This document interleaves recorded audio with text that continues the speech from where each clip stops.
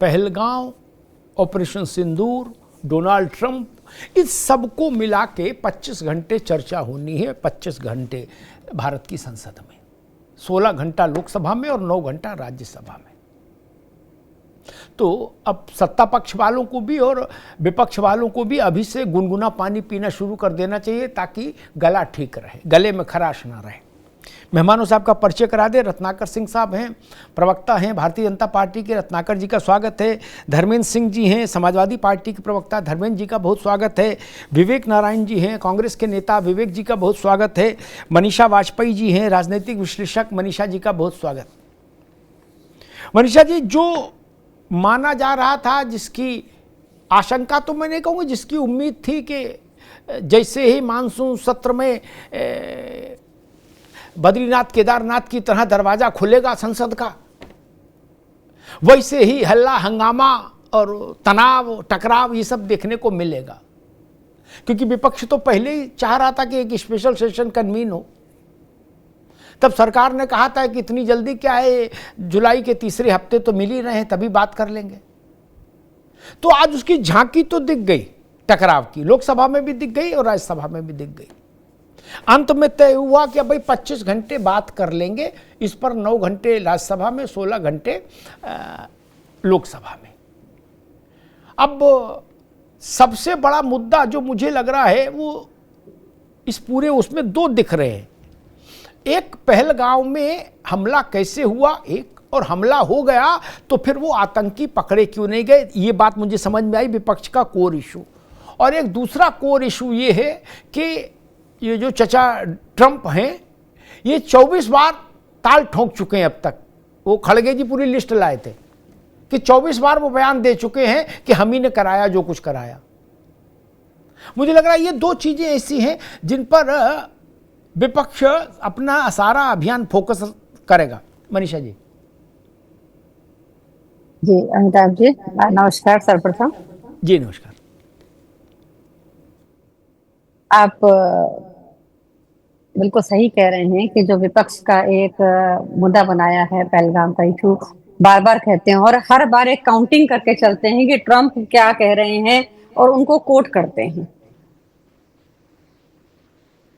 मुझे इसके पीछे एक चीज ये नजर आती है कि अगर आप ट्रंप के बयानों को सही सिद्ध कर देते हैं और करना जो चाहते हैं, बार बार अपने देश, अपनी चीजों के मानवीय आधारों पे आप नहीं ले रहे हैं, आप सेना के शौर्य को साथ में नहीं ले रहे हैं। एक 79 साल 79 ईयर्स हो गई है उनकी एज, और जो 24 बार उनके कथन के हिसाब से कह चुके हैं। एक प्रभावशाली देश का प्रभावशाली व्यक्ति, उसको 24 बार क्यों कहना पड़ रहा है? ये ऐसा कौन सा झूठ है जो 100 बार कहने पे वो सत्य साबित करना चाह रहे हैं? क्यों कर रहे हैं?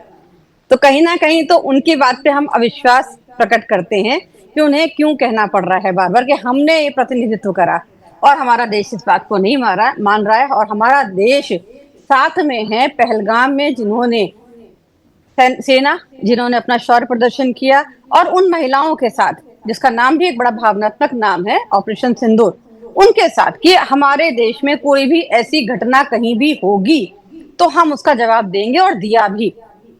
अब सीजफायर की अगर ये लोग बात करते हैं, अगर युद्ध की स्थिति होती तो आपको क्या लगता है कि युद्ध की स्थिति में क्या भारत का जो आम नागरिक है वो प्रभावित नहीं होता? क्या देश की इकोनॉमी पे प्रभाव नहीं आता? क्या एक घर की रसोई पे इसका प्रभाव नहीं आता? तो विपक्ष के पास एक दूसरा मुद्दा हो जाता कि इन्होंने देश को अपने उसमें झोंक दिया, लड़ाई में, युद्ध में झोंक दिया। तो दोनों ही बात है कि हम इस करवट चलेंगे तो उस करवट चलेंगे तो, और हम संसद नहीं चलने देंगे, चर्चा में इसको नहीं चाहेंगे, हम शोर मचाएंगे, हम हल्ला मचाएंगे, हम नहीं चाहेंगे कि कहीं भी कोई भी कानून, विधेयक, नीतिगत चर्चा हो जो कि हमारे लोकतंत्र को स्थापित करे और हमारे देश के लिए अच्छा हो। ठीक मनीषा जी, मैं विवेक जी के पास चलूं उससे पहले एक बात मुझे याद आ गई, एक वो कहावत याद आ गई। कानपुर में बड़ी प्रसिद्ध लोक कहावत है कि चित भी मेरी, पट भी मेरी, अंटा मेरे बाप का। तो कुछ कुछ वैसी स्थिति हो जाती है। विवेक जी, बड़ी शिकायत थी आज पूरी कांग्रेस को राहुल जी ने खुद कहा ही कि भाई मैं एलओपी हूं, मुझे नहीं बोलने दिया, बताइए, जबकि मेरा हक है। प्रियंका जी ने भी कहा कि भाई अगर सब राजी हो तो एलओपी का मुंह क्यों बंद कर रहे हो। कांग्रेस ने एक मुद्दा बनाया कि हमारे सबसे बड़े नेता का मुंह बंद किया जा रहा है, लेकिन शाम ढलते ढलते मामला पलट गया। उनने कहा 16 घंटे लोकसभा में चर्चा होगी। ठीक, अब ऐसा भी कांग्रेस कर सकती है कि अपने किसी दूसरे को न बुलवाए और उसको 16 घंटे में जो भी 1 घंटा 50 मिनट 1.5 घंटा का समय मिले उसमें अकेले राहुल जी भी बोल सकते हैं, तो बोलने वाली समस्या का तो समाधान हो गया। 16 घंटे की डिबेट ठीक ठाक होती है। विवेक जी, ये जो आक्षेप था कि हमें तो बोलने ही नहीं दिया जा रहा, हजारों ख्वाहिशें दिल में कि हर ख्वाहिश पे दम निकले, बहुत निकले मेरे अरमा मगर फिर भी कम निकले, तो वो अब हो गया मैं खूब बोलो, 16 घंटा बोलना ही है। विवेक भाई। अमिताभ जी, देखिए सबसे बड़ी बात यह है कि जो दुनिया के सबसे बड़े लोकतंत्र में विपक्ष के नेता का ये आरोप लगाना कि हमें बोलने नहीं दिया जा रहा, ये अपने आप में एक बहुत गंभीर बात है संसद के अंदर। और दूसरा, सारी बातें अगर आप देख लीजिए तो आज लोकतंत्र में विपक्ष की अगर आवाज को आप दबा रहे हैं, और ये पहली बार नहीं हुआ, ये तो अभी आरोप लगाया आज संसद में है। आप देखिए कि पहले होती रही, कांग्रेस चाहती है कि हमारा स्पेशल सेशन बुलाया जाए, उसके बाद 16 दलों ने मिल के भी कहा कि आप इस पे विशेष सत्र बुलाइए, क्यों नहीं बुलाया गया? क्या आप छुपाना चाहते हैं देश से? देश से जुड़ा मुद्दा था, देश जानना चाहता था। आज याद करिए नेहरू जी, जिनको आप इतनी तमाम बातें बीजेपी वाले करते रहते हैं, सन 62 में जब चीन की लड़ाई के बाद विवेक जी, अब तो सत्र खुल गया, अब तो खाली दरवाजा उन्होंने खुल कहा गया। था, उनके कहने अब पे तो सत्र खुल बुलाया गया गया था। भाई, अब पुरानी बात छोड़ो, नहीं, दरवाजा भी खुल गया और समय भी तय हो गया बहस का। आदर करती है तो ये मानसून का सत्र का इंतजार नहीं करना चाहिए था, तुरंत बुलाना चाहिए था। आज भाजपा से साबित हो गया कि ये सामंती सोच वाली पार्टी है, इनका लोकतंत्र में यकीन नहीं है। 16 दलों ने लिख के दिया, उसके बाद भी इन्होंने सत्र नहीं बुलाया।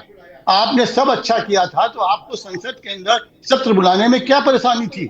ये बहुत बड़ा एक सवाल है जो विवेक आने वाले जी, दिनों में हम मालूम कह रहे होगा। सत्र नहीं बुलाया, अब तो बात पुरानी हो गई, अब तो सत्र चालू हो गया, अब काहे परेशान हो? सत्र चालू हो गया, 25-16 घंटे की बहस तय हो गई, उसमें आप राहुल जी को बुलवाओ, कौन रोक रहा है? नहीं, ये देखिए, खूब बुलवाओ। आपने आधा राहुल जी बोले, आधा प्रियंका जी बोले।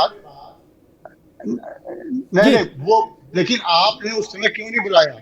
आज संसदीय परंपराओं का अनादर ये क्यों आप कर रहे हैं? आप क्यों लोकतंत्र का मजाक बना रहे हैं? आप तमाम उदाहरण कोट करते हैं। आप सन 62 में अपनी पार्टी के अटल जी के कहने पे एक बार में बुलाया गया था, यहाँ 16 दलों ने लिख के दिया और उसके बाद नहीं बुलाया आपने। ये तो उसके बाद आज ये बात होती तो अब है, नहीं जाएंगे वो सत्र। भैया विवेक जी, ठीक, एक मिनट रुकिए, एक मिनट रुकिए, एक मिनट रुकिए, एक मिनट रुकिए, एक मिनट रुकना होगा, अभी रुकना होगा, अभी रुकना होगा, एक मिनट रुकना होगा आपको। बहस सत्र नहीं, अभी रोक दीजिए आवाज। कांग्रेस की मांग पर तुरंत सत्र नहीं बुलाया 5 मिनट के भीतर, तो कांग्रेस ये भी फैसला कर सकती थी कि अब हम सत्र में जाएंगे ही नहीं। कौन रोक रहा था? पुलिस पकड़ रही थी। कह देते कि हमारे कैब नहीं बुलाया, अब हम नहीं जाएंगे। और जब सत्र शुरू हो गया तब अब पुराना गाना क्यों बज रहा है भाई? अब तो सत्र शुरू हो गया, तारीख तय हो गई, समय तय हो गया, अब क्या समस्या विवेक जी? नेहरू जी को आप कोट करते हैं हर बात में, इस बात में आपने क्यों नहीं नेहरू जी सीख ली कि नेहरू जी ने आप ही के पार्टी के नेता के कहने से तुरंत सत्र बुलाया था। और उस पर अमिताभ जी ये भी बात हुई कि इसकी कवरेज कराई जाए। नेहरू जी ने कहा कि नहीं, इसकी कवरेज भी होगी पूरी, हम इस पर बहस करेंगे। ठीक है विवेक, वो ठीक, क्यों नहीं दिखाया 56 इंच ठीक है, ठीक है विवेक, अभी रुकना होगा, अभी रुकना होगा। मैं धर्मेंद्र सिंह के पास चलूंगा, फिर भाजपा के पास चलूंगा। अब नेहरू जी वाली स्थिति, ठीक है, ठीक है विवेक जी, अब रुकना होगा। अब नेहरू जी वाली स्थिति नहीं है, अब कवरेज के लिए मांग नहीं करनी। अब तो इतनी कवरेज होती है कि कवरेज रोकने के लिए प्रयास करना पड़ता है। बोले गुरु कहीं तो रहने दो यार, अब तो कवरेज बिल्कुल रियल टाइम चल रहा है, आप छींकोगे तो उसकी भी कवरेज होगी, क्या जान लीजिए। अब नेहरू जी की जरूरत नहीं इसमें। विवेक भाई ने जो बात कही उसमें मैं 2 बात कहूंगा। उनने कहा भी विपक्ष की बात क्यों नहीं मानी, 5 मिनट में माननी चाहिए। विवेक जी अब रुक जाओ, अब तो बात आवाज नहीं आ रही, अब तो रुक जाओ। नेहरू जी का समय तो मैंने देखा नहीं कि क्या हुआ था। लेकिन एक कांग्रेस पार्टी के नेता थे, मंत्री थे केंद्र में, पंडित सुखराम हिमाचल के। विवेक जी रुक जाओ, लगातार बोले जा रहे हो यार, ये लोकसभा थोड़ी ना है, ना जनसभा ना लोकसभा, थोड़ा तो रुको, आप भी गजबे किए हो। तो पंडित सुखराम थे, उनके घर में कुछ बोरी में पैसे मिल गए, 3 करोड़ 4 करोड़ जो भी रहे, वो पुराने आदमी थे, खिलाड़ी थे। 16 दिन, 16 का शब्द इस्तेमाल किया उन्होंने, विवेक भाई ने, इसलिए मुझे ये घटना याद आ गई, वरना नहीं आती। उन्होंने कहा 16 पार्टियों ने लिख के दिया था तो तुरंत बुलाना चाहिए। 16 दिन संसद नहीं चली, कांग्रेस ने कहा ना चलने दो, ना चले संसद। सुखराम हमको जान से प्यारा है, तो मालिक सभी ने वही किया है, क्या है। आप भी 16 दिन सुखराम पर पर्दा डाल के बैठे रहे थे, बोले पार्लियामेंट ना चले, क्या फर्क पड़ रहा है। खैर, इसलिए मैंने कहा अब वो विषय खत्म हो गया, पार्लियामेंट चल गई। धर्मेंद्र सिंह जी, पार्लियामेंट का सत्र क्यों नहीं बुलाया, किसने मांग की, किसने नहीं की, अब वो विषय खत्म हो गया, सत्र आरंभ हो गया। और सबसे बड़ी बात ये तय हो गया कि ऑपरेशन सिंदूर पर 25 घंटे इन टोटलिटी बहस होगी, 9 घंटे अपर हाउस में, 16 घंटे लोअर हाउस में, लोकसभा में। अब तो बात ही खत्म हो गई कि रामलाल क्या बोले और श्यामलाल क्या बोले। अब तो अखाड़ा खुद गया, पहलवान आ गए मिट्टी लगा के अपने अपने, अब तो कुश्ती होने दो। नहीं, अब पुरानी बात का तो कोई मतलब नहीं कि हमने ये कहा था कि तुम्हें हमारी कसम तुम नहीं माने। धर्मेंद्र जी जी नमस्कार अमिताभ जी, हमारे पहले साथियों और आपके दर्शकों को भी। आप बिल्कुल आपसे सहमत हैं कि अब जो पीछे कहा गया है उसको भूल जाइए। अब आगे संसद में क्या चर्चा होनी चाहिए, विपक्ष क्या मांग कर रहा है।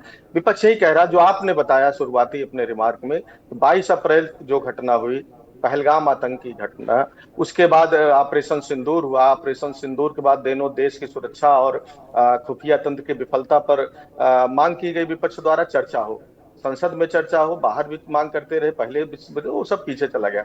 लेकिन सरकार के अनुसार विजय उत्सव यदि मनाया जा रहा है तो विपक्ष को और जनता को जानने का ये हक है कि उसमें क्या क्या हुआ।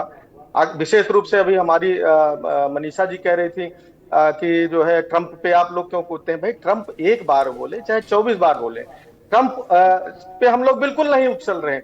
लेकिन ट्रंप इसलिए महत्वपूर्ण हो जाते हैं कि ट्रंप के बयान से भारत ने जो छवि सीओ में G20 में पेश की थी उसके विपरीत उनका बयान है।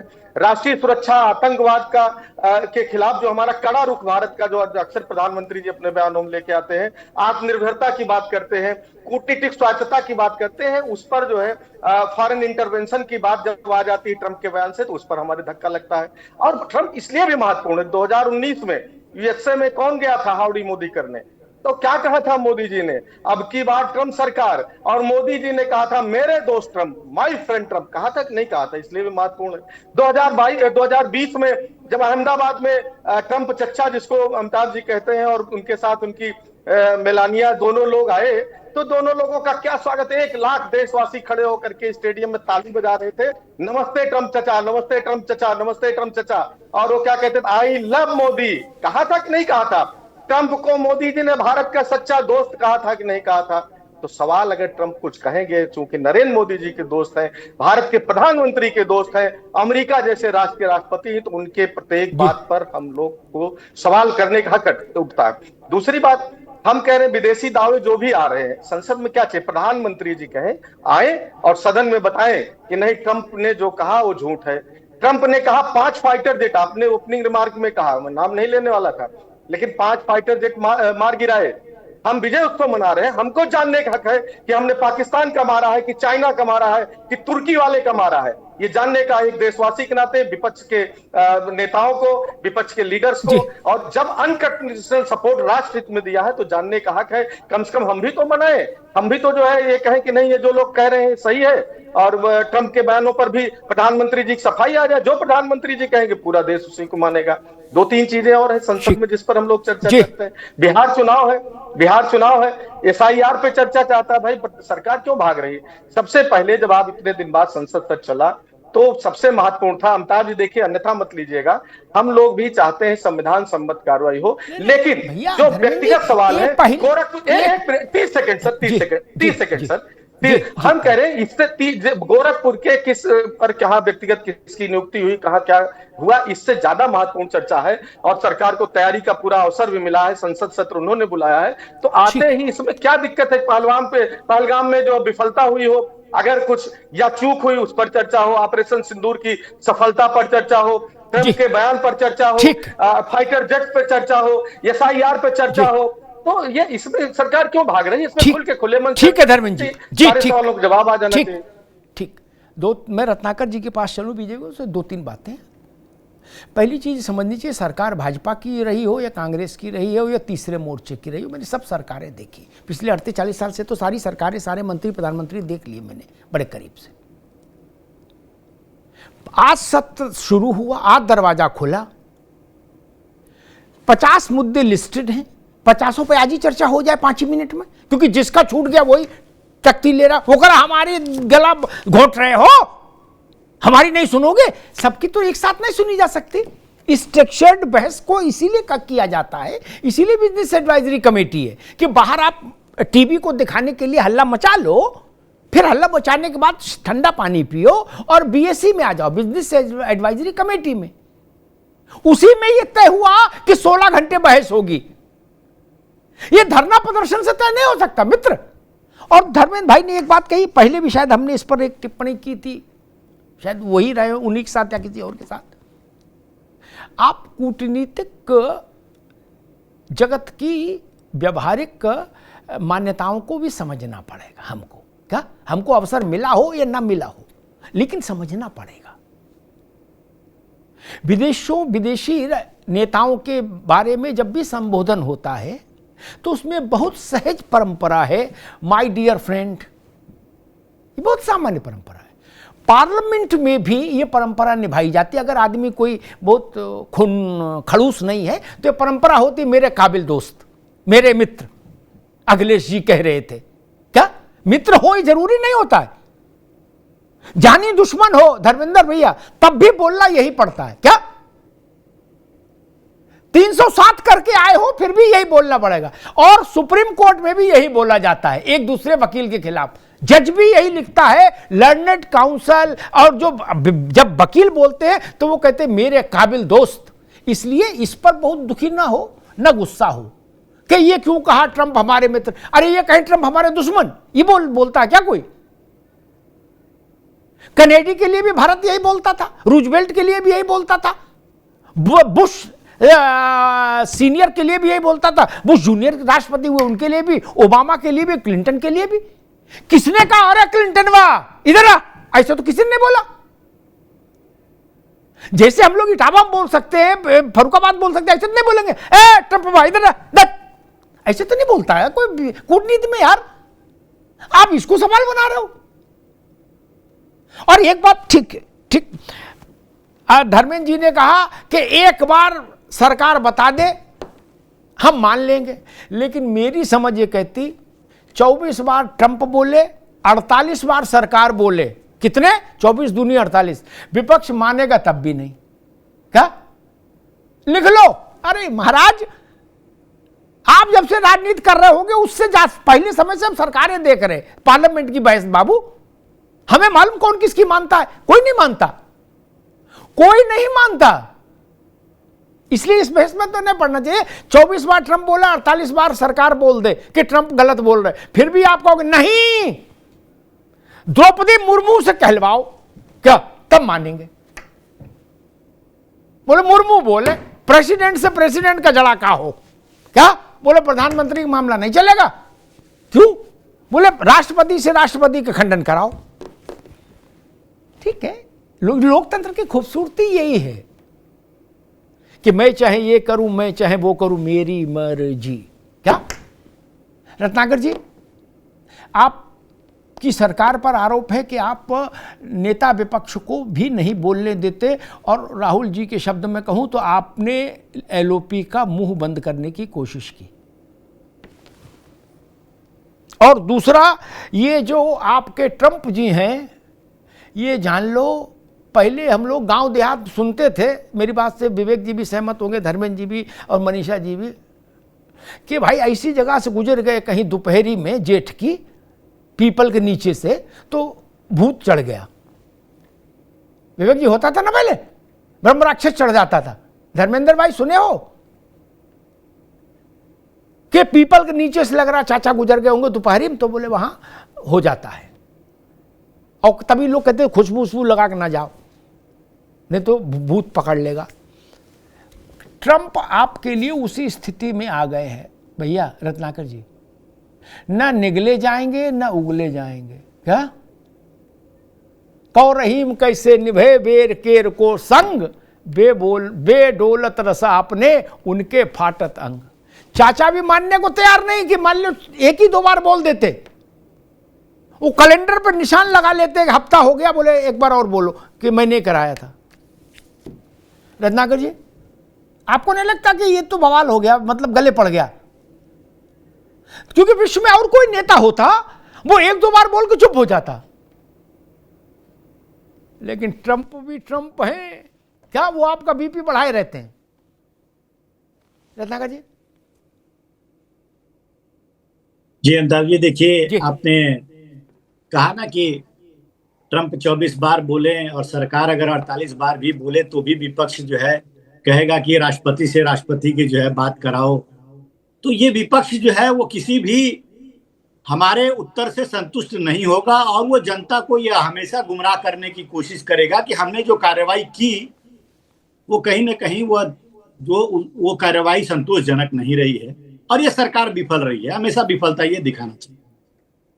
ये वही विपक्ष है जो पहले कहती थी, जब पहलगाम हमले के बाद जब हम तैयारी कर रहे थे कि हम उसको किस तरह से अटैक करेंगे पाकिस्तान के आतंकी ठिकानों पे, तो कहा जा रहा था कि हमको विपक्ष को कॉन्फिडेंस में नहीं लिया जा रहा है, विपक्ष को बताया नहीं जा रहा है। उसके बाद सर्वदलीय बैठक बुलाया गया और सर्वदलीय बैठक बुलाया गया, उसमें रक्षा मंत्री भी थे, गृह मंत्री भी थे, सारे लोगों ने देश की परिस्थितियों के बारे में ब्रीफ किया।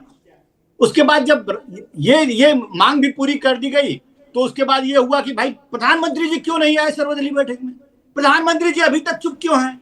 और जब प्रधानमंत्री जी अपनी बातों को रखे सामने कि हम किसी को छोड़ेंगे नहीं और कहीं भी विश्व के कोने में वो रहेगा आतंकी तो उसको घुस के मारेंगे, तभी भी ये प्रश्न खड़ा कर रहे थे। उसके बाद इन्होंने और फिर अगला सगुफा क्या किया, नहीं इससे तो हमारा जी नहीं भरा है। अब जो है 16 दल लिख के दिए कि भैया विशेष सत्र बुलाया जाए। देश में कोई इमरजेंसी तो थी नहीं, हमको पता था कि हमको इन आतंकवादियों का बदला किस तरह से लेना है और हमने 22 घंटे के अंदर उन आतंकियों के आकाओं को खत्म करके वहां पे ठिकानों पे, आतंकी ठिकानों पे हमला करके हमने देशवासियों को बता दिया कि हमारे माताओं बहनों के सिंदूर को जो अपमानित करेगा, जो उनको पोछने का काम करेगा, उनका हश्र यही होगा।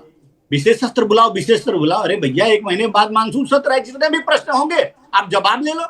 और मानसून सत्र जब शुरू हुआ तो देखिए किस तरह से नाटकीय इन लोगों का घटनाक्रम कि एलओपी को बोलने नहीं दिया जा रहा है, हमको बोलने की इजाजत नहीं दी जा रही है। तब तक शाम तक, तब तक तो टाइम ही का स्लॉट बता दिया गया कि भाई 25 घंटे का स्लॉट बुक है, आप जो है आइए और चर्चा करिए।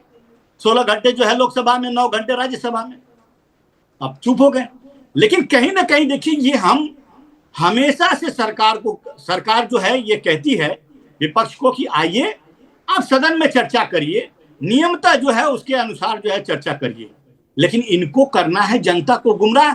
तमाम झूठ बोले हैं इन्होंने जनता से।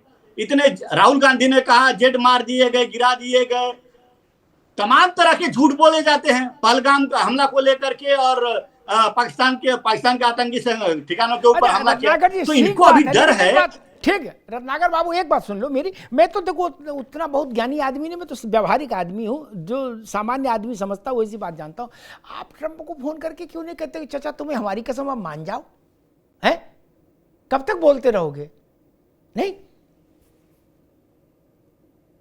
चाचा बोलेंगे तो यहां बवाल होगा। ये लिख लो, मेरी बात लिख लो, कॉपी पेन हो तो लिख लो। चाचा बोलेंगे तो यहां बवाल होगा।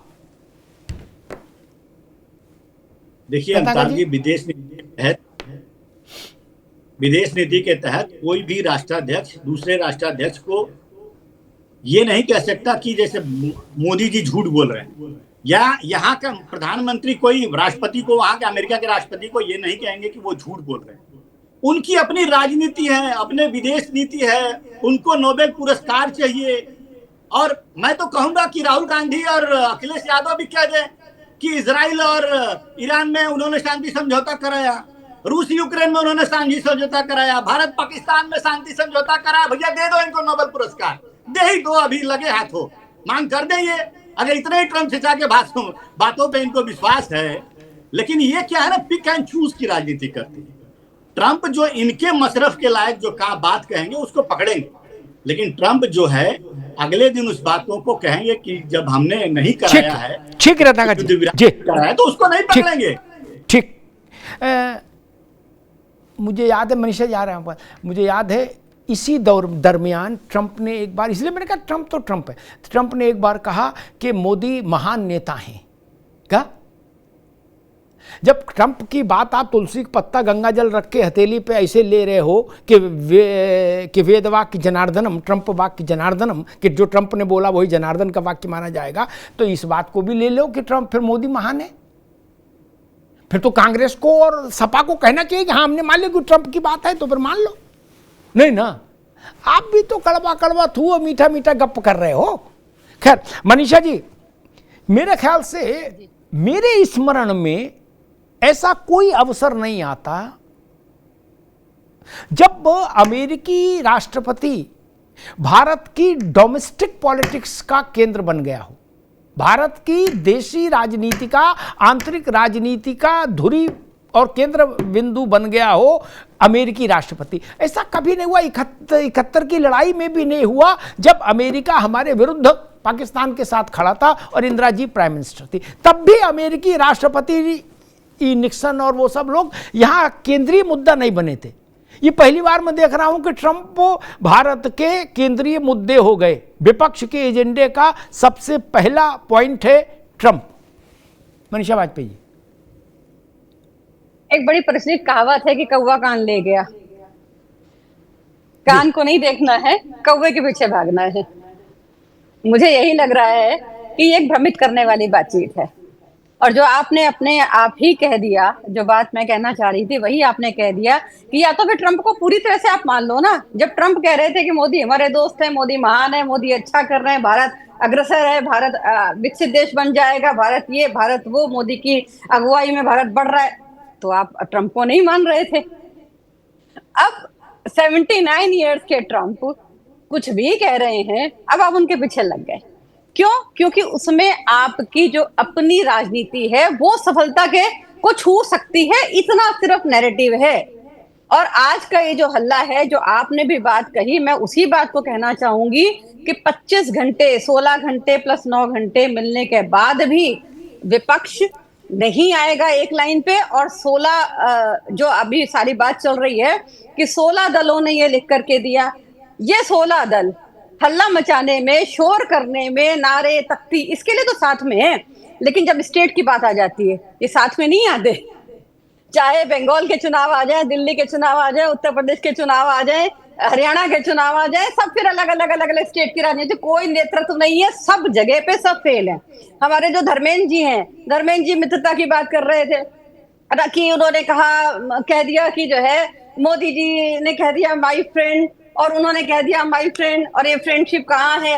अरे आप ये याद करिए 1992 में जब बाबरी मस्जिद वाली बात हुई थी, तब कांशी राम जी और मुलायम सिंह यादव जी, जो दोनों ही स्वर्गीय हैं, वो साथ हो गए थे। और 95 में जब गेस्ट हाउस कांड हुआ था तो मायावती जी ने अपनी को दूरी बना ली थी, और अगेन 2019 में उन्होंने अखिलेश यादव जी के साथ मित्रता करी थी। वो विषय अलग है कि मिला कुछ नहीं था। ठीक। उसमें फिर भारतीय जनता पार्टी 62 सीटें ले आई थी, सपा को 5 मिली थी, बसपा को सिर्फ 10 मिली थी, और वो गठबंधन उसके बाद से टूट गया था। तो ये राजनीति के पटल पे मित्रता, शत्रुता, अलगाव, मिलगाव, विचार चलते रहते हैं। मुझे ऐसा लगता है विपक्ष पूरी तैयारी के साथ आता है उसका। जैसे आपने अभी आपका एक एजेंडा होता है, इस प्रोग्राम का एक एजेंडा है, विवेक जी को जो टाइम मिला आपने वो टाइम दिया, उसके बाद भी वो बोल रहे थे, आपने माइक ऑफ कर दिया, क्योंकि एक संचालन है, एक आपका एक एजेंडा है, आपको कितना समय किसको देना है और क्या देना है, क्या प्रश्न है, ये निर्धारित है।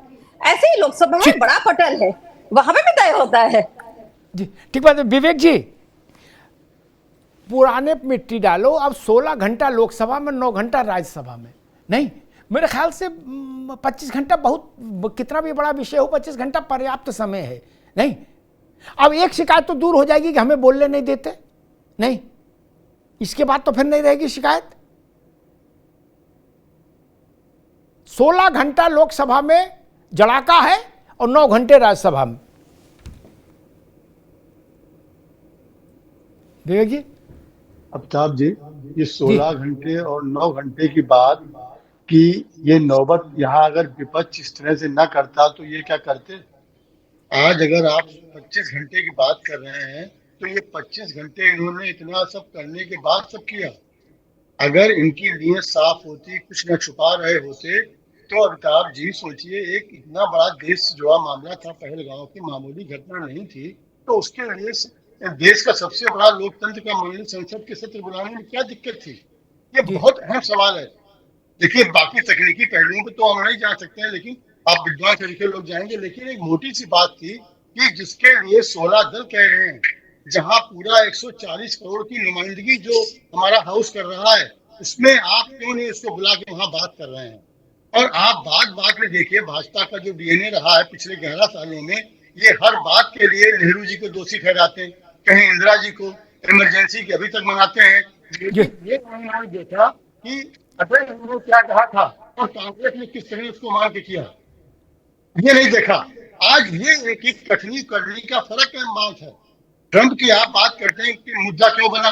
देखिए, इसके पहले किसी भी प्रधानमंत्री ने जिस तरीके से ट्रंप को जाके मोदी साहब ने वहां पे किया, अब की बार मोदी ट्रंप सरकार इस तरह इससे पहले कभी नहीं हुआ।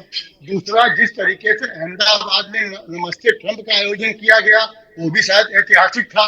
कोरोना जिसके पीछे बढ़ गया, लाखों लोगों की जान चली गई, लेकिन नमस्ते ट्रंप संपन्न हुआ। तो आज कई बातें ऐसी हैं, और बात में कोट करके थे हमारे बहुत अच्छे मित्र हैं ये। तो इन सब चीजों को लेके आज देश जानना चाहता है कि वही ट्रंप 24 बार और 48 बार की बात तो है, लेकिन एक बार भी हो आपको प्रधानमंत्री से लेकर सरकार के किसी नुमाइंदे ने खंडन किया इस बात को। ये आप देखिए अमिताभ जी, हमारी सेनाओं का एक तरीके से अपमान था। ठीक है विवेक, एक अमेरिकी राष्ट्रपति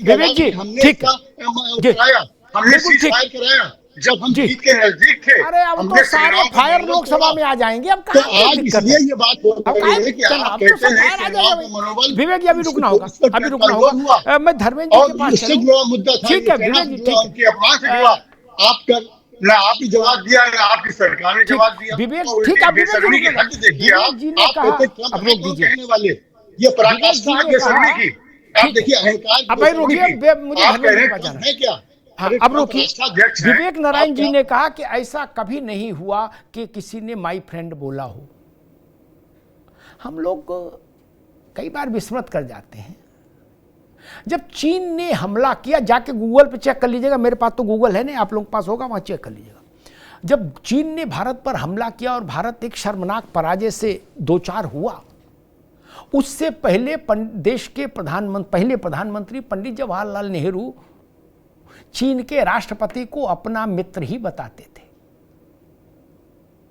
4 कबूतर आते थे, 2 वो उड़ाते थे, 2 वो उड़ाते थे, दुश्मन तो नहीं बताते थे, वही करते थे। जाइए एआई से पूछिए, मेरी बात का सत्यापन हो जाएगा, और गलत हो तो टेलीफोन करिएगा, मैं माफी मांगने आऊंगा। कि जवाहरलाल नेहरू उनको क्या कहते थे, ए चीनी इधर आ, ऐसे बोलते थे? नहीं, वो तो बहुत रिफाइंड इंग्लिश में बोलते थे, माय डियर फ्रेंड। क्या वो ये क्यों नहीं बोले, अरे मेरे दुश्मन, अरे मेरे खून के प्यासे, ये क्यों नहीं बोले? बोलना चाहिए था। आपके हिसाब, आज की कांग्रेस के हिसाब से पंडित जी को उस समय चाइना के राष्ट्रपति को बोलना चाहिए था, उस समय जो राष्ट्रपति हो, कि ए मेरे खून के प्यासे इधर आ। लेकिन ऐसा तो नहीं बोला ना। यही डिप्लोमेसी है, इसका ध्यान जरूर रखना होगा। भारत और पाकिस्तान के राष्ट्राध्यक्षों ने भी एक दूसरे को अबे तबे करके बात नहीं की। क्या नहीं, युद्ध लड़े, पाकिस्तान को धूल चटाई, लेकिन अबे तबे करके बात नहीं की। ए भुट्टो इधर आ, भुट्टा बेच रहा है, ऐसे नहीं बोले। यही डिप्लोमेसी, इसको समझना होगा। इसीलिए मैंने कहा था ये एटा इटावा फर्रुखाबाद की आपसी चौराहे की लड़ाई नहीं है। क्या कि गोट से कट्टा निकाला और सटासट ठोंक दिया, नहीं, और 4 गाली दी, नहीं ना। खैर धर्मेंद्र जी, मुझे लगता है कि विपक्ष की जितनी शिकायतें हैं, जितने शिकवे हैं, उन सब के लिए 25 घंटे एक मॉडरेट वो है, समय है, पर्याप्त समय है। नहीं, आपके पास जितने सवाल होंगे सब सदन के पटल पर आ जाएंगे और लोकतंत्र में यही स्थिति होती है। हाँ, हम कोई भी विपक्ष किसी भी सरकार को, कोई भी विपक्ष कह रहा हूं, आप हो चाहे भाजपा हो, कोई भी विपक्ष किसी भी सरकार को यह बाध्य नहीं कर सकता कि मेरे मुद्दों के जवाब में वही बोलिए जो हम चाहते हैं। नहीं ना, या रामलाल ही बोले श्यामलाल को नहीं सुनेंगे, ये नहीं कहा जा सकता। धर्मेंद्र जी। अमिताभ जी बिल्कुल ठीक कह रहे हैं। उम्मीद करते हैं कि सवालों के जवाब आएंगे। हमारे सवाल कोई हमारे द्वारा ओरिजिनेट सवाल नहीं है, जो जनता के सवाल हैं वही विपक्ष के सवाल हैं। दूसरी बात, संविधान के 75(3) के हिसाब से प्रधानमंत्री संसद के प्रति उत्तरदायी होते हैं और उम्मीद की जाती है कि संसद में अगर डिमांड हो रही है तो उन सवालों का जवाब प्रधानमंत्री जी सही देंगे, गलत देंगे वो अलग विषय है। पार्लियामेंट में माना जाता है, पार्लियामेंट के फ्लोर पे जो प्रधानमंत्री जी और मंत्रिपरिषद द्वारा कहे गए शब्द अक्षरशः सही है, इसलिए उसमें डिबेट की कोई गुंजाइश नहीं है। हम दूसरी बात कह रहे थे, मुझे तो राजनीतिक विश्लेषक रूप में मनीषा जी विद्वान बैठी हैं, लेकिन इन पे बड़ा तरस आया कि कहाँ ट्रंप और देश के प्रधानमंत्री के इंटरनेशनल पॉलिसी की बात हो रही थी, ये इन्होंने जो है सपा बसपा समझौता और भाजपा और महबूबा मुफ्ती के समझौते पे ले आकर के खड़ा कर दिया। तो मुझे उस पर क्या बोलना। दूसरी बात, ये बड़ी महत्वपूर्ण बात है कि देखिए, ऐसा भारतीय जनता पार्टी ने जब ग्रेट लीडर ट्रंप ने कहा तो ताली बजाई थी कि नहीं बजाई थी? जनता ने बजाई थी कि नहीं बजाई थी? तो क्या उसको सच जानने का हक नहीं है? आपने नहीं बजाई, आपने क्यों नहीं बजाई? धर्मेंद्र सिंह, आपने क्यों नहीं बजाई थी? आपने क्यों नहीं बजाई थी? मैं भी कह रहा हूं, एक आम जनता के नाते मैंने नहीं बजाया। अरे भाई, आप सपा ने क्यों नहीं बजाई? राजेंद्र चौधरी ने क्यों नहीं बजाई? मसला ये है। मेरी बात तो सुनिए। सपा ने एक बार भी ये कहा कि जो है ट्रंप 79 ईयर्स हो गए हैं, वो गड़बड़ हो रहे हैं। ये जो मनीषा जी कह रही हैं कि 79 ईयर ओल्ड, यही प्रधानमंत्री जी कह देंगे पूरा हम लोग ताली बजाएंगे। क्या समाजवादी पार्टी या विपक्ष ने सवाल उठाया कि ट्रंप 79 ईयर के हो गए इसलिए प्रधानमंत्री जी को ग्रेट लीडर, टफ नेगोशिएटर और ये सब कह रहे हैं? तो सवाल ये है कि जब आपने उस समय ताली बजाई, इसका जवाब भी देना पड़ेगा। आपकी एक बात से 100% सहमत है कि प्रधानमंत्री जी के शानदार ड्रेसिंग सेंस और अमेरिका में जाने आने से जो ट्रंप का भूत उन पर लग गया है, उससे छुड़ाने की जरूरत है। किस वजह से छुड़ाएंगे ये संसद में तय होगा या आगे आने वाले समय प्रधानमंत्री जी बताए। लेकिन हम उम्मीद करते हैं विपक्ष के नाते कि इन सारे सवालों का जवाब प्रधानमंत्री जी देंगे तो देश की गरिमा, देश की राष्ट्रीय सुरक्षा, देश के महत्वपूर्ण मुद्दे पर उनकी संवेदनशीलता और सभी सैन्य बलों ने इसमें आकर के मीडिया को अपने स्पष्टीकरण दिया है, पूरा बताया है कहां कहां कैसे कैसे कितना नुकसान कहां किया है। उनको नहीं मान रहे हैं, बाहर के व्यक्ति को मान रहे हैं और उसको कोट कर रहे हैं। ये कहां की बात है भाई? नहीं, रक्षा विभाग के प्रमुख अधिकारी ने सिंगापुर में क्या कहा? आप बताइए मनीषा जी, क्या दीजिए। मैं कहूंगा, दोनों को दिखाइए। राजनीतिक बात नहीं कर रही हूँ, मैं राजनीतिक बात नहीं कर रही हूँ। नहीं, बिल्कुल राजनीतिक बात, मैं पूर्व की बात नहीं कर रही हूँ। मैं वर्तमान जो भी हमारे सिटिंग सैन्य बल के अधिकारी हैं, शीर्ष अधिकारी, उन्होंने आकर के मीडिया को तुरंत हर बार उन्होंने जो है अपना वक्तव्य दिया, उन्होंने बताया सरकार का कितना सफल था। हमने कहा कि क्योंकि उसमें आप लोगों की राजनीतिक मंशा सफल होती है। ये समाधान नहीं, समस्या जनरेट कर रहे हैं। आप जनता को भ्रमित करते हैं। जनता ये नहीं, आप जनता को ये भ्रमित कर रहे हैं। और जो आप ये कहते हैं कि बोलने नहीं दिया जा रहा है, बोलने के लिए सिर्फ एक तरीके होते हैं, आप नोटिस देंगे, अनुमति देंगे, फिर आपका समय निर्धारण दिया जाता है। ऐसे नहीं होता है कि आप अचानक से खड़े हो जाएंगे और आप बिना क्रम के बिना समय सीमा क्या बोलेंगे, ऐसा नहीं होता है। और उसके बाद एक राजनीतिक स्टेटमेंट देंगे कि हमें बोला नहीं गया और सदन से बाहर निकलेंगे, संसद से बाहर निकलेंगे, कहेंगे हमें बोलने नहीं दिया गया। ऐसा नहीं होता है। ये राजनीतिक स्टेटमेंट है, सिर्फ कुछ भी नहीं है। अगर भारतीय सेना के सेना प्रमुख कह रहे हैं अभी पुराने देखिए ना, पुराने देखिए ना, सब आए थे मीडिया के सामने, देखिए ना आप उनको, देखिए ना, आप उनके स्टेटमेंट को क्यों दे, आप स्टेटमेंट को क्यों कोट कर रहे हैं? एक बाहरी व्यक्ति को क्यों कोट कर रहे हैं? 2025 में हुआ ऑपरेशन सिंदूर हमारे देश के सैन्य बलों ने लड़ा है और वो उसमें सफल हुए हैं, आप इसको नकार नहीं सकते हैं। सवाल है, ठीक है, दोनों मित्रों को रोकूंगा, मनीषा जी को भी, धर्मेंद्र जी को भी, दोनों मित्रों को रोकूंगा। रत्नाकर जी, मैं लोकतंत्र की मूल भावना के नाते जरूर भाजपा से अनुरोध करूंगा कि विपक्ष को पर्याप्त समय दिया जाए बहस में। हालांकि वो समय बिल्कुल तकनीकी तौर पर अलॉट होता, उसमें कोई डंडी नहीं मार सकता है ना। आपकी पार्टी के कितना सदस्य होते हैं उसके अनुपात में आपको समय मिलता है बहस में, लेकिन फिर भी कम से कम अंदर जो हो सो बाहर आके कोई ये ना कहे कि हमें बोलने नहीं दिया गया, ये हमारी तो हसरत रह गई। रत्नाकर जी, और आप तब तक जब तक ये कल अगले हफ्ते चर्चा शुरू हो तब तक ट्रंप का कुछ उपाय सोच लो भैया। क्या ये जान लो, चचा का कतई भरोसा नहीं है। इधर पार्लियामेंट में 11 बजे बहस शुरू हो, उधर 11:15 फिर बोल दें, क्या हाहाकारी मच जाएगा, ये जान लेना। रत्नाकर सिंह, देखिए अमिताभ जी, संसदीय कार्य मंत्री ने स्पष्ट रूप से कहा है कि सदन के नियम के अनुसार जो है वह चर्चा होगी, और सदन के नियम में अगर पक्ष को समय दिया जाता है तो विपक्ष को भी समय दिया जाता है, और उनके अनुपात के हिसाब से वो जो उनके सांसद होते हैं वो आकर के अपनी बातों को रखते हैं, तो समय सबको दिया जाता है। लेकिन मैं अभी धर्मेंद्र जी एक आरोप लगा रहे थे और कह रहे थे कि प्रधानमंत्री का उत्तरदायित्व तो होता है कि वो विपक्ष के सवालों का जवाब देना। बिल्कुल, आप सवाल पूछिए, हम जवाब देने के लिए खड़े हैं, लेकिन हम जब सवाल का जवाब देंगे, आप सवाल पूछकर भागिए मत। आप महीनों तक हल्ला मचाते हैं कि मणिपुर पे चर्चा होनी चाहिए, मणिपुर पे चर्चा होनी चाहिए, अविश्वास प्रस्ताव लेकर आए, लेकिन जब प्रधानमंत्री जी आकर के मणिपुर पे चर्चा करते हैं तो आप फिर पैर दबे पांव भाग जाते हैं सदन से बाहर। इस तरह का बर्ताव क्यों करते हैं? जानते हैं उसका कारण क्या है? उसका कारण यही है अमिताभ जी कि इन्होंने जनता को बहुत दिनों तक गुमराह करते हैं, और जब सदन में उन मुद्दों के ऊपर जब सत्ता पक्ष की सफाई का समय आता है और सफाई देने जब चाहती है तो ये वहां से भाग जाते हैं, हो हंगामा करते हैं ताकि झूठ इनका बेनकाब ना हो सके। लेकिन झूठ इनका बेनकाब हम करेंगे। ये कितना भी कौरवों की तरह चक्रव्यूह रचना, झूठ का चक्रव्यूह रचना कर लें, लेकिन पांडवों की तरफ चक्रव्यूह तोड़ना जो है हम जानते हैं, और अंततोगत्वा विजय जो है वह जीत की ही होती है, सत्य की ही जीत होती है। और सत्य यही है कि हमने ऑपरेशन सिंदूर के माध्यम से उन माताओं बहनों के जो सिंदूर उजाड़े गए थे उसका 22 मिनट के अंदर आतंकियों को करारा जवाब दिया है, उनके आतंकी ठिकानों को नेस्तनाबूद किया है, सैकड़ों आतंकियों को मारे हैं। ये देश की जनता जानती है, इनके झूठ से अब कोई गुमराह नहीं होने वाला। ये तो चुनाव के पहले भी गुमराह करते आ रहे थे, कभी आरक्षण खत्म हो जाएगा, और राहुल गांधी तक तो यहाँ तक मंच पे कहते थे कि अगर मोदी जी फिर से चुनकर आते हैं तो इस देश में चुनाव नहीं होगा।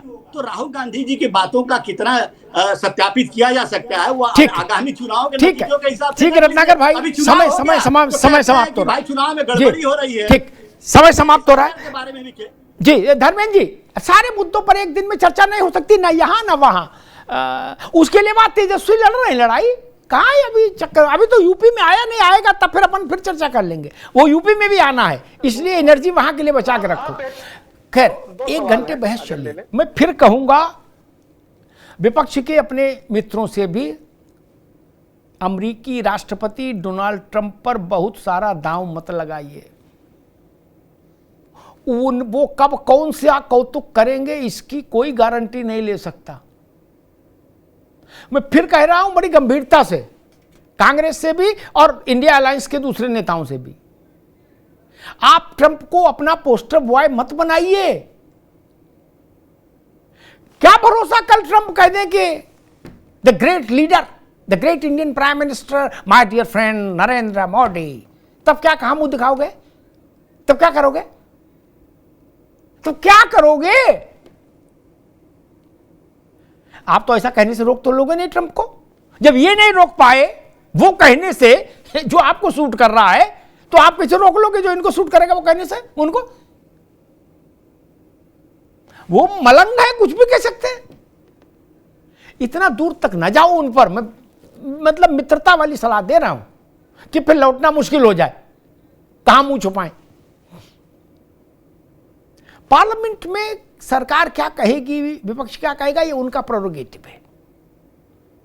लेकिन जहां तक संवैधानिक व्यवस्थाएं, संवैधानिक भी नहीं, संसदीय व्यवस्थाएं हैं, संविधान अलग है, संसदीय प्रोटोकॉल अलग है। मैं धर्मेंद्र जी ने जो बातें की उस पर एक बात कहूंगा, विवेक जी ने भी उसको उठाया। संविधान में या संसद के रूल बुक में, कॉलन शकधर की किताब है जिससे संसद चलती है, ठीक है ना, वही रूल बुक है। दोनों में, भारत के संविधान में भी उसमें, ये कहीं नहीं लिखा, कहीं नहीं, मेरी बात चेक कर लीजिए जाके गूगल में, अभी नहीं, जब शो खत्म हो जाए तब चेक कर लेना, कहीं नहीं लिखा कि प्राइम मिनिस्टर बाउंड है जवाब देने के लिए। नहीं, ट्रेजरी बेंच मतलब गवर्नमेंट जो है वो बाउंड है जवाब देने के लिए। भारत का संसदीय लोकतंत्र, उसमें सरकार सामूहिक साझी जिम्मेदारी से चलती है, इंडिविजुअल हीरोइज्म नहीं है उसमें ना। विवेक जी को याद होगा, या को भाई ना भी याद हो, इस देश में पंडित जी के समय प्रधानमंत्री पार्लियामेंट में काफी समय बिताते थे, नेहरू जी। बाद में शास्त्री जी तक भी रहा, शास्त्री जी का टेन्योर बहुत छोटा रहा। जब श्रीमती इंदिरा गांधी प्रधानमंत्री हुई, इसको भी चेक कर लीजिएगा विवेक भाई, गलत मिले तो तुरंत मैसेज डालिएगा, मैं माफी मांगूंगा। श्रीमती इंदिरा गांधी पार्लियामेंट में रहती थी, लेकिन अपने दफ्तर में बैठती थी, हाउस में बहुत रेयर आती थी। क्या वो कहती थी, स्वर्ण सिंह, जगजीवन राम, ये लोग चला तो रहे सरकार, क्या करना है, क्या वहां अपने कक्ष में बैठती थी, प्रधानमंत्री कक्ष में, हाउस में बहुत रेयर आती थी। क्या वो प्रधानमंत्री नहीं मानी गई? नहीं मानी गई, मानी गई ना, और बड़ी प्रधानमंत्री मानी गई, छोटी भी नहीं। आप ये टोन भी ठीक नहीं है कि हमने कहा प्रधानमंत्री को लाओ, सरकार जवाब दे देगी। आप उठाइए मुद्दा, किसी भी नियम के तहत मुद्दा उठाएंगे तो सरकार से जवाब मांगेंगे ना भाई। और मान लीजिए सरकार ये तय कर दे कि हमारे प्रतिनिधि किरण रिजिजू हैं, तो किरण रिजिजू की बात, भारत सरकार की बात मानी जाएगी, उनकी बात माननी पड़ेगी आपको। जैसे सिक्के को पलट के देख लें, मान लीजिए भाजपा वाले किसी मुद्दे पर कहेंगे अखिलेश जी जवाब दें आके, अखिलेश जी कहें मैं राजेंद्र चौधरी से बुलवा दूंगा, या धर्मेंद्र सिंह जवाब देंगे, तो कोई रोक लेगा? नहीं ना। क्या आप अखिलेश जी को जबरिया ले आओगे? नहीं ना। कोई ये कहे सोनिया जी जवाब दें, वो कहे जयराम रमेश जवाब देंगे, तो कोई रोक लेगा? नहीं ना। इसलिए ये तर्क ठीक नहीं कि न बोले, जैसे अभी मनीषा जी ने बताया भाई कितनी बार कौन कौन ने क्या बोला, राजनाथ रक्षा मंत्री बोले, डिफेंस स्टाफ के लोग बोले, सब बोले, लेकिन आपने कहा ना उनकी किसी की नहीं मानेंगे, बोले फिर बोले हम मोदी की मानेंगे। ये जबरिया नहीं हो सकता। मुझे नहीं पता मोदी जी बोलेंगे कि नहीं बोलेंगे, लेकिन ये जबरन हो नहीं सकता, ये शर्त नहीं हो सकती कि प्रधानमंत्री को ही बोलना पड़ेगा। ये जान लीजिए, वो बोले उनकी मर्जी। लीडर ऑफ द हाउस को कभी भी बहस में इंटरवीन करने का अधिकार हासिल है। वो चाहे जब बहस में इंटरवीन कर देंगे, नहीं करेंगे मुझे ये भी नहीं पता, करेंगे ये भी नहीं पता, लेकिन ये पता है कोई पार्लियामेंट्री प्रोसीजर भारत के प्रधानमंत्री को बाउंड नहीं करता, कंपेल नहीं करता कि तुमको बोलना ही पड़ेगा अगर कुर्सी पर रहोगे। No, not at all. उसके लिए सरकार किसी को भी बुलवा सकती है। राजनाथ सिंह जी बड़े नेता हैं, देश के गृह मंत्री हैं, रक्षा मंत्री हैं, लेकिन मान लीजिए हम करें वो किसी छोटे मिनिस्टर को भी, अगर धर्मेंद्र भाई, संसद की व्यवस्था उनको इस बात की अनुमति देता है कि वो किसी जूनियर मिनिस्टर को भी कह देंगे ना। होता है कि जब हम फ्लैट लेते हैं ना तो रजिस्ट्री कराने जाते हैं, विवेक जी, तो बिल्डर नहीं जाता क्या रजिस्ट्री कराने, तहसील में धक्का खाने। वो अपने किसी गुड्डू पप्पू को, जिसको 15,000 रुपया महीना तनख्वाह देता है, उसके नाम एक बोर्ड का रिजोल्यूशन करके दे देता है कि इस कंपनी की तरफ से ये अधिकृत किए जाते हैं रजिस्ट्री के लिए। कहते जाओ गुड्डू मोटरसाइकिल जाओ बेटा रजिस्ट्री करके आ जाओ। क्या कानून मानता है उसको? आप ये नहीं कह सकते कि ना शालीमार बिल्डर में संजय सेठ को बुलाओ, उन्हीं वही दस्तखत करेंगे, ये नहीं कह सकते। 10 लाख का फ्लैट लिया, संजय सेठ को बुलाओ कचहरी में, क्यों आएंगे भाई? नहीं आएंगे। वो एक लड़के को पावर ऑफ अटॉर्नी दे देती है बोर्ड ऑफ डायरेक्टर्स, कहते जाओ भाई ये करेंगे। उस बच्चे की तनख्वाह पूछो तो 15,000। अब वो 5 करोड़ के फ्लैट पे दस्तखत कर रहा है। कानूनन ऐसा होगा, यहां राजनीति में मैं नहीं कह रहा, लेकिन ऐसा भी हो जाए तो आप उसको अनैतिक नहीं कह सकते, आप उसको गैर कानूनी नहीं कह सकते। और तीसरी बात ये कि हमारे राजनीतिक मतभेद हो सकते हैं, लेकिन ये सच है, इतना बड़ा, इतना सटीक ऑपरेशन 22 मिनट में 9 अलग अलग डेस्टिनेशंस पर एक साथ कभी किसी देश ने नहीं किया। भारत तो छोड़िए, किसी देश ने नहीं किया।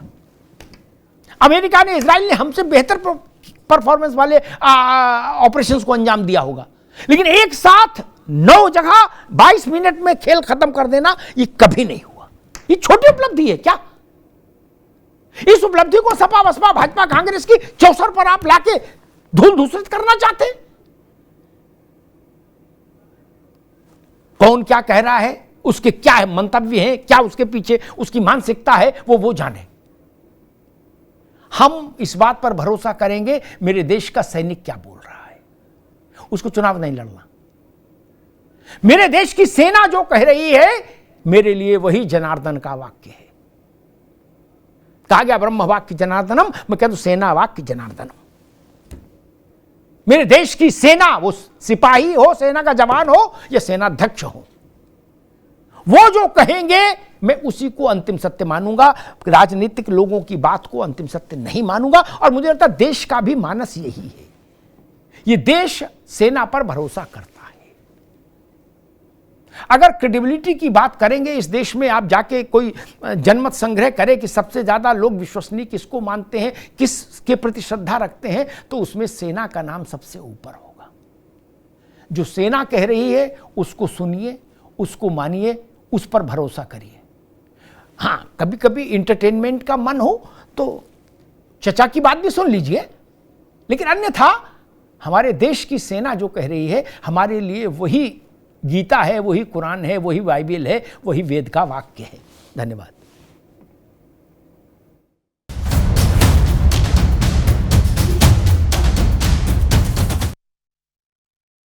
अब उत्तर चाहिए ब्रॉट टू यू बाय आरप्योर का हल्दी मसाला, मिर्च धनिया करे कमाल, सबका राजा आरप्योर मसाला। मेरे पास है आरप्योर पाव भाजी का मसाला, आरप्योर पाव भाजी मसाला, पाव भाजी को टेस्टी बना डाला, सबका राजा आरप्योर मसाला। पाक दुम दुम। अरे श्रीमती जी, कुछ तो सस्ता लो, बचत करो।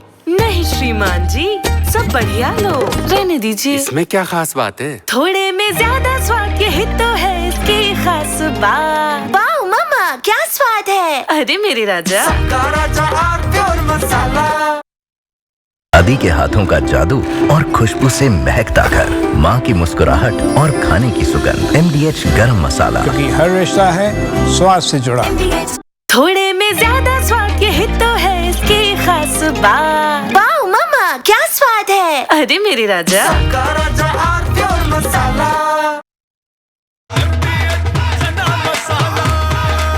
अब छोलिया हो या लोबिया, सफेद चने या काले चने, सब कुछ मजेदार बने।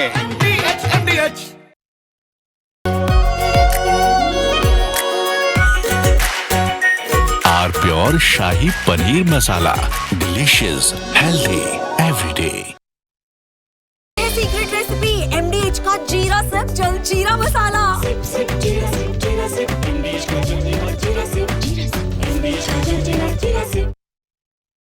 तो सस्ता लो, सब बढ़िया लो, इसमें क्या खास बात है? थोड़े में ज्यादा स्वाद, यही तो है इसकी खास बात।